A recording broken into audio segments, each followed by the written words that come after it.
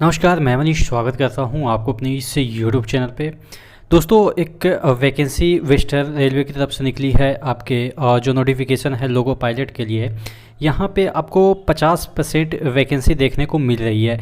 अब ये जो एक्चुअली 50% आपको देखने को मिल रही है, कहने का मतलब ये है जो 50% कोटा है उसकी वैकेंसी है, इंटरनल वैकेंसी है।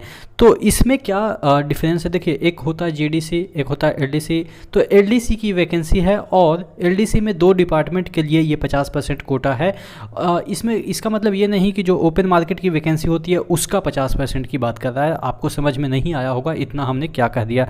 डिटेल में हम इस नोटिस को देख लेते हैं जिससे कि आपको समझ में आ जाएगा कि कौन से लोग एलिजिबल है, इसका जो एग्जामिनेशन होगा वो कैसा होगा, कैसा क्वेश्चन पेपर होगा, तमाम चीज़ें डिफरेंट होगी जो कि आपके जनरली होते हैं। उस पर हम डिटेल में चर्चा करेंगे। चैनल पे नए हैं तो सब्सक्राइब कर लीजिएगा, ठीक है। तो आज हम बात करने वाले हैं चक्षु प्रकाशन की तरफ से निकलने वाले आरपीएफ और आरपीएसएफ के लिए बेस्ट बुक। आप देख सकते हैं कि प्रीवियस ईयर के जो क्वेश्चन आए हुए हैं वो आपको यहाँ पे एक मॉक टेस्ट के तरीके से मिल जाते हैं और प्लस प्रैक्टिस सेट के तौर पे आपको यहाँ पे 20 प्रैक्टिस सेट प्लस मिल जाते हैं। तो टोटल आप देख सकते हैं तकरीबन 25 आपको यहाँ पे प्रैक्टिस सेट मिल जाते हैं। इस तरीके से इसका फॉन्ट दिखेगा आप इसको अगर परचेज करते हैं तो। और यहाँ पे उत्तरमाला भी आपको मिल जाता है ABCD के फॉर्म में, प्लस इसका व्याख्या सहित भी उत्तर मिलता है विथ टिप्स एंड ट्रिक्स। इसके स्टडी गाइड भी आती है यहाँ पे आरपीएफ आरपीएसएफ के लिए। तो स्टडी गाइड खरीदते हैं तो डिटेल इसमें सिलेबस जो है वो कवर किया गया है और एक एक टॉपिक को अच्छे से इलेबोरेट करके समझा के क्वेश्चन यहाँ पे पुटअप किया गया है। तो नीचे डिस्क्रिप्शन बॉक्स में इसका लिंक दिया हुआ है और नियर बाई स्टोर है, वहाँ से भी आप जाके इन दोनों बुक को परचेज कर सकते हैं। चलिए देख लेते हैं। यहाँ पे देखिएगा जो अधिसूचना ये जारी हुआ था, नोटिफिकेशन जो जारी हुआ था 5/9/2023 के डेट में ही, कल के डेट में ये जारी हुआ था। यहाँ पे देखिएगा सब्जेक्ट जो है वो selection board to the post of assistant loco pilot diesel electrical. जो पे बैंड है वो 500 से 20,200 है और ग्रेड पे आपके 1900 है, लेवल 2 के लिए है। अब ये जो दो ही डिपार्टमेंट के लिए है, जो लोको पायलट जो बने ये आपके डीजल और इलेक्ट्रिकल के लिए है। और यहाँ पे देखिएगा जो वैकेंसी दे रखी है वो टोटल 52 वैकेंसी है और आपके देखिएगा SC में 11 है और ST में आपके 5 है। और ये आपके जो SC ST रोस्टर है वो पॉइंट टू बी ऑपरेटेड, कौन कौन से पॉइंट ऑपरेट किए गए हैं इस वैकेंसी को निकालने के लिए वो इसमें दे रखा है, जो कि आपके लिए कोई ज़रूरी चीज़ नहीं है जानना।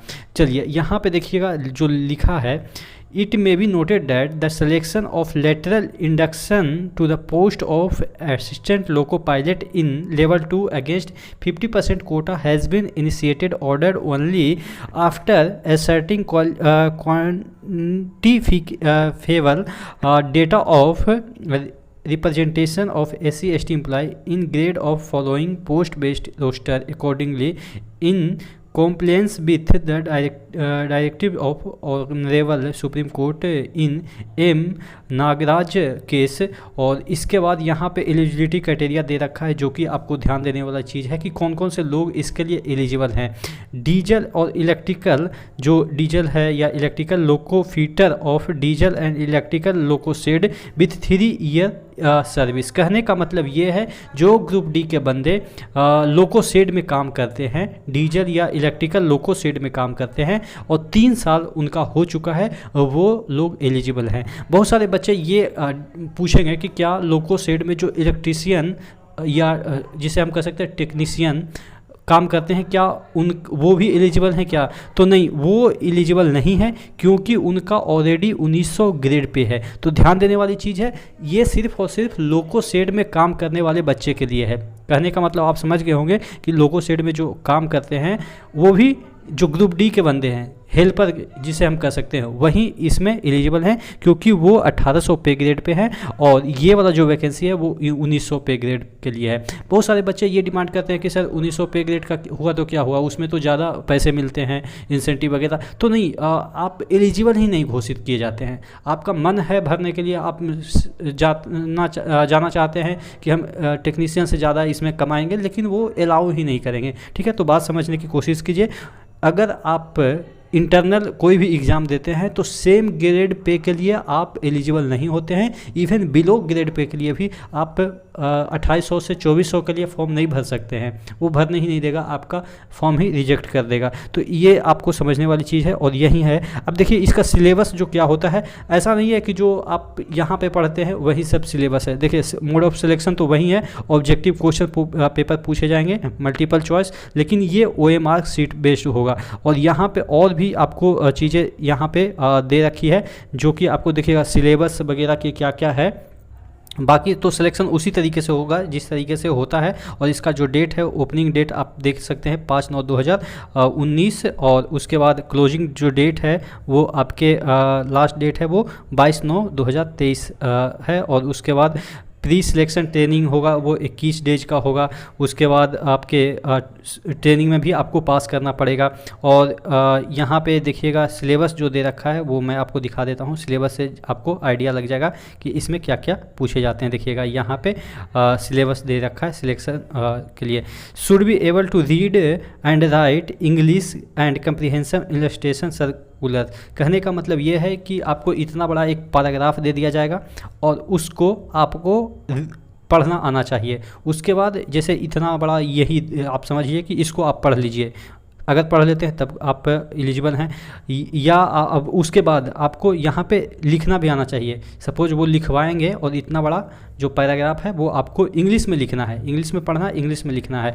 और उसके बाद basic knowledge of maths and science जो आपका 8वां तक का होना चाहिए। उसके बाद यहाँ पे अगर हम बात कर लेते हैं कि basic knowledge of railway working and organisation, जैसे कि आपको DAR का रूल आना चाहिए, लीव का रूल आना चाहिए, पास का रूल आना चाहिए, PTO का रूल आना चाहिए। यानी कि जितने भी रेलवे में जैसे आप छुट्टी वगैरह लेते हैं तो कौन से रूल के अकॉर्डिंग लेते हैं, ये सब जो चीज़ें हैं, कितना आपको छुट्टी मिलता है, इस तरह के जो चीज़ें हैं वो आपको आना चाहिए, जो कि आपके ओपन मार्केट की वैकेंसी में नहीं पूछी जाती है। उसके बाद basic knowledge of electrical locomotive, diesel locomotive और एंड EMU, यानी कि जो आपके इस तरह के जो ट्रेनें चलती है, EMU है जो कि आप जानते हैं पैसेंजर ट्रेनें हैं।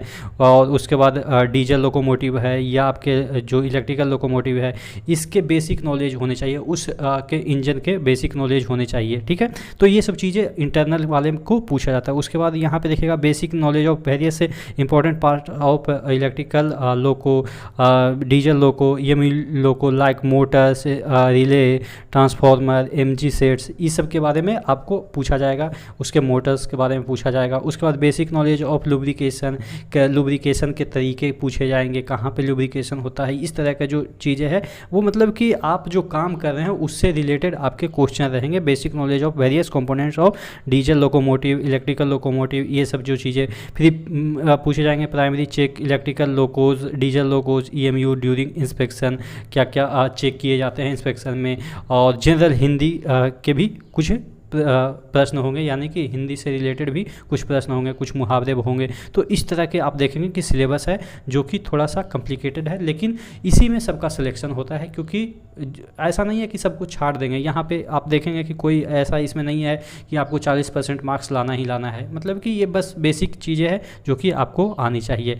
तो आशा करते हैं चीज़ें समझ में आई होगी कि इंटरनल जब वैकेंसी भरते हैं तो ऐसा नहीं कि आप जो GK मैथ्स रीजनिंग वगैरह पढ़ के जाते हैं वही सब चीज़ें पूछी जाती है, वो तो कम ही पूछी जाती है। बेसिक आपके जो है वो इंटरनल में आपको इसी तरह के जो काम करते हैं, जो छुट्टियां वगैरह है, जो रूल वगैरह है, उसके बारे में आपको प्रश्न पूछे जाते हैं।